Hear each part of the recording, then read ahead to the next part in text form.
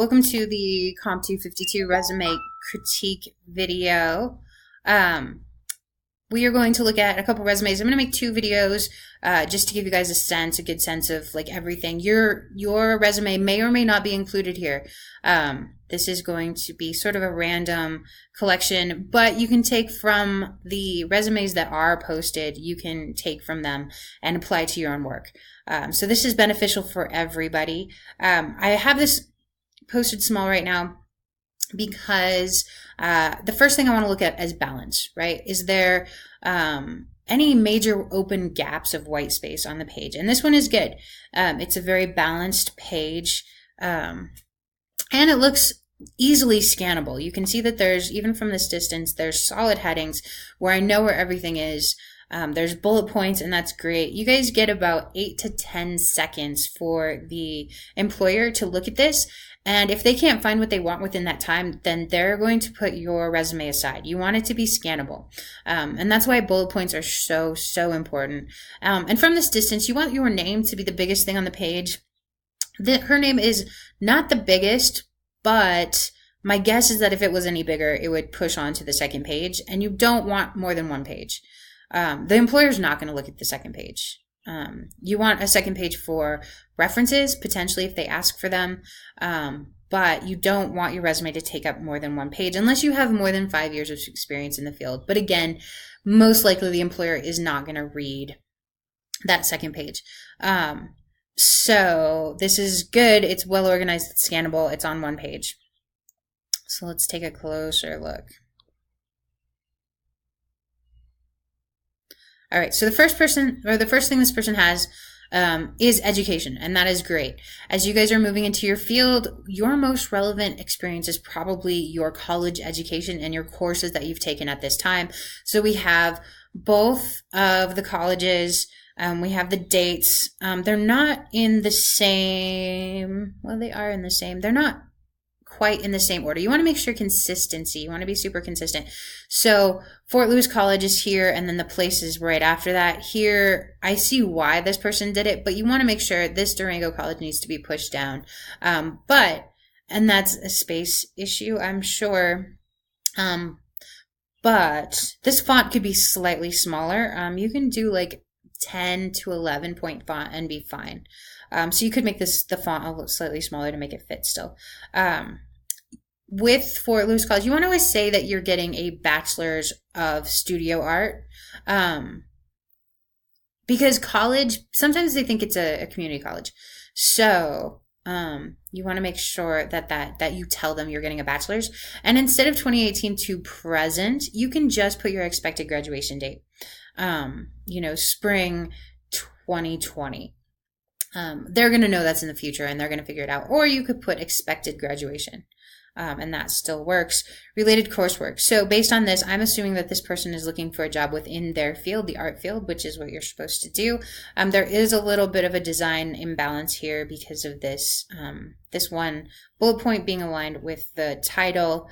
But it's good that the coursework is there, because that assumes you want to put the most important things at the top of the page, right? So studio art related coursework, that works. And sometimes your coursework is the only thing you have that's related to your field. So don't be afraid to put those classes in there, and even some of the projects that you did potentially if they're beneficial.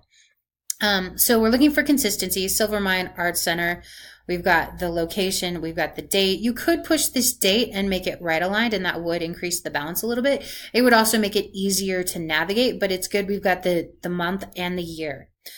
Student intern, we've got the position right here. So I'm going to assume that we've got the employer, the place, and the date, grade, work. So here you should have your position as well. I assume it's maybe a tutor. Make sure you're consistent. This chunk of text, I assume, again, it's a space constraint, but it's much better to have bullet points for your duties and achievements, because they're easier to scan. And if you can get some numbers in here, right?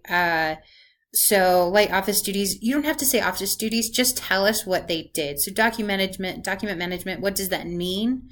Preparation of course information for seasonal catalogs. Would that be to create course descriptions?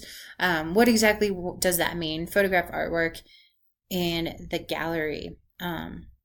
That's good.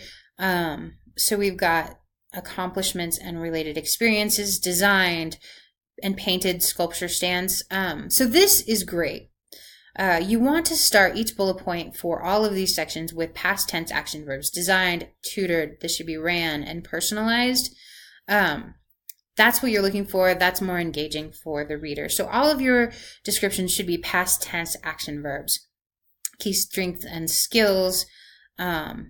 These are good. They work. Although if you are trying to make more room on this is the section that could be reduced a bit, because you should be showing these skills within your other stuff. Okay, let's move on. All right. Again, we're looking at balance. You can see from a distance, this is incredibly well balanced. You'll notice that those dates being pushed along to the right edge does add that extra balance to the page. If those weren't there, then this would be lopsided and you would have a little problem with that. But this looks good. The name is the biggest thing on the page. We've got that. So it starts with a summary. And whether or not you want a summary or an objective is kind of up to you, but Jill Klodzny in the Career Services would tell you you don't want to use an objective statement. An objective statement just tells the employer what it is you're trying to achieve, but they know that if you're applying for the researcher position at some job, then that's your objective, is to get that researcher position. The summary is a little different.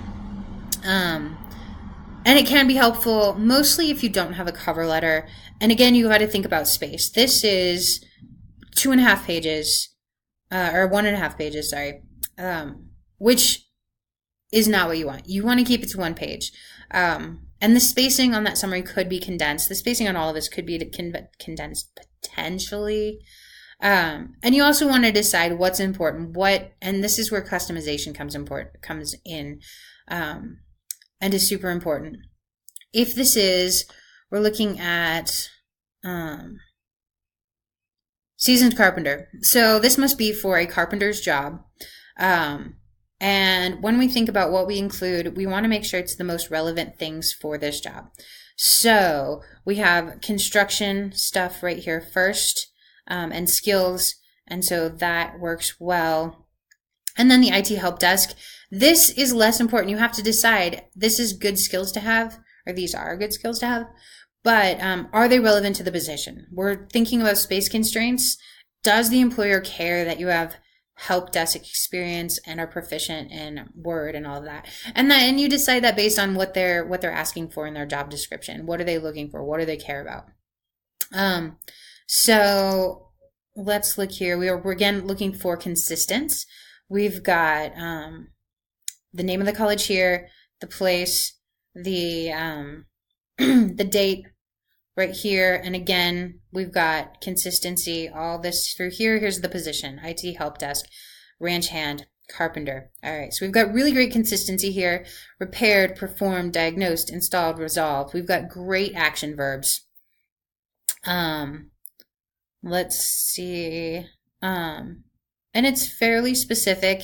Again, the carpenter information, if this isn't a carpenter's job, then you don't need all of this information. You have to decide what the employer is going to care about, and what you really want to highlight, what skills. That's the other thing you need to think about, is when you write, you don't want to just say installed cabinets. Well, actually, let's say cut, raked, and baled hay. They may not need to know that. But if you say you worked with people and you worked with a crew of 5 people to maintain the fields via bush hogging and cutting down trees, include that. Collaboration is something that people look for. So that would be a way to enhance that skill right there. And if you look at the amount of space this carpenter thing has, the carpenter position has, they will be wondering, why does the carpenter position have so many bullet points? And the others have so few in comparison. You want to try and be consistent with the number of bullet points or listed skills and achievements that you have there. So we're now to education. There is a shift in formatting here. You want that consistent pattern. So if you look at the jobs here, we've got the employer right here, and then the place right here, the position and the date. That changes, right? So then I would expect education and training. I would expect the name of the school to be right here. Your school's like your employer, and then I would expect the location of the school to be right under there. I would expect over to this side, you would say Bachelor of Philosophy. Make sure, again, that you say it's a bachelor so they know it's a four-year college. And the date to be over here. This is good. It just says 2020. That's perfect. All of this high school stuff can go away. You can cut that. Activities and honors. Again, it's good things to put in here, but you've got to condense it to one page. So let's move on to the next one. I'll do this. One of these. Okay. So again, we're looking at balance.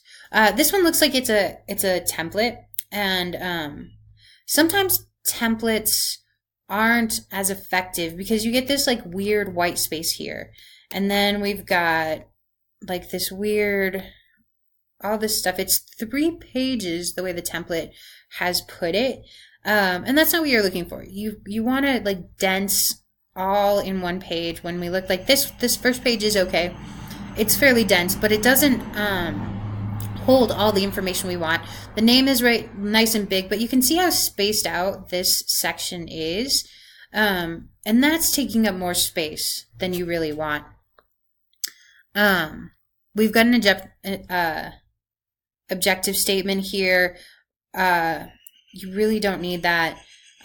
So based on this and what I'm seeing is it's a restaurant job, which actually isn't true. So you need to make sure that your resume is customized to the position you're looking for. That's something I'm going to be checking for. Have you customized your resume for the position that you're applying to? And then we've got let's look down here. You don't need your date of birth. Also, in fact, you probably don't want your date of birth because if anything can give them any sort of bias, if there's sort of like any age discrimination, you need to leave that off because they can't. That could cause your resume actually to be pitched. Just like a photo, you don't want to include a photo either. We do have consistency here, but we don't have any achievement statements. We don't know what this person achieved in these positions. Yeah, this one, I think a big thing that happened with this one is just the template really kind of interfered with what the person was doing. So in this case, I would say avoid the template. Okay, so next. Here we have, obviously, a ton of white space right here, and the name isn't very much highlighted. You want to make sure that you highlight that name. You want it to be the biggest thing they see, but it is basic. This works better than the template we just saw. Again, objective statements you don't really need. You can use that space better.